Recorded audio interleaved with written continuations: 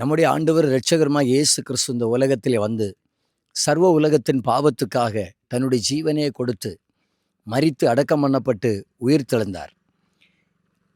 உயிர்த்தெழுந்த இயேசு கிறிஸ்து மனுக்குலத்துக்கு கொடுத்ததான கற்பனை, நீங்கள் போய் சகல ஜாதிகளையும் சீசராக்கி என்று சொல்லி, ராஜ்யத்துட இந்த சுவிசேஷம் சர்வ ஜாதிகளுக்கும் சாட்சியாக பிரசங்கிக்கப்படும் என்று சொன்னார். சகல சிருஷ்டிகளுக்கும் முந்தி சுவிசேஷம் அறிவிக்கப்பட வேண்டும் என்று சொன்னார். என் ஆண்டவராகிய இயேசு கிறிஸ்துவுடைய மிகப்பெரிய சவாலே, மிகப்பெரிய ஆசையே, மிகப்பெரிய ஏக்கமே சுவிசேஷம் சர்வ ஜாதிகளுக்கும் அறிவிக்கப்பட வேண்டுமென என் ஆண்டவர் விருப்பமுடையவராக இருக்கிறார்.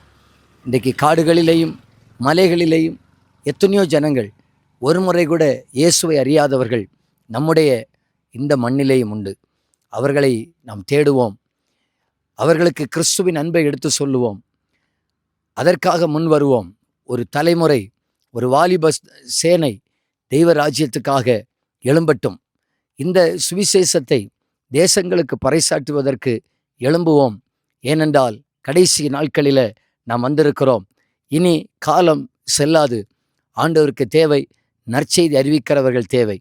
பாவத்திற்கும் பரிகாரம், சாபத்திலிருந்து விடுதலை, பரலோக ராஜ்யம் போவதற்கு வழி நம்முடைய ஒரே இரட்சகர் இயேசு கிறிஸ்து மட்டும்தான் என்பதை சர்வ உலகத்துக்கும் அறிவிப்போம். பரலோக ராஜ்யத்துக்கு ஜனங்களை ஆயத்தப்படுத்துவோம். ராஜ்யத்துக்குரியவர்களாக ஜனத்தை திருப்புவதற்கு நம்மை சமர்ப்பிப்போம். God bless you. God bless you.